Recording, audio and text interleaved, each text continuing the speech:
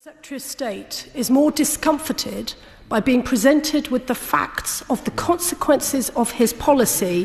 The thing I find objectionable about the Tories pushing themselves to the front of the queue to be recognised as a friend of the farmers, protesting against Labour changing the rules on inheritance tax and farms, is the fact that they've been anything but friends over the last 14 years of Conservative rule.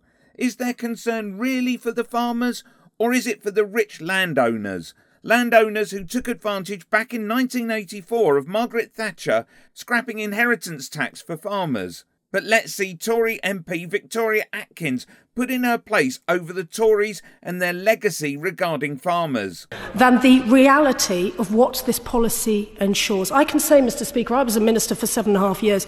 I've never, ever seen a policy have the consequences that this one has.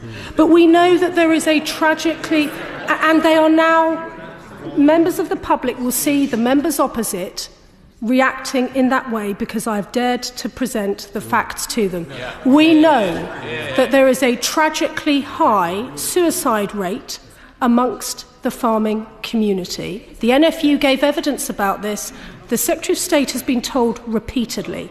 Will he collect data on a monthly basis of suicides from farmers, farming families, landowners and family businesses, so that we, the House and the outside community, can understand the human costs of this tax policy before it comes into force? Mental health services are the responsibility of the National Health Service.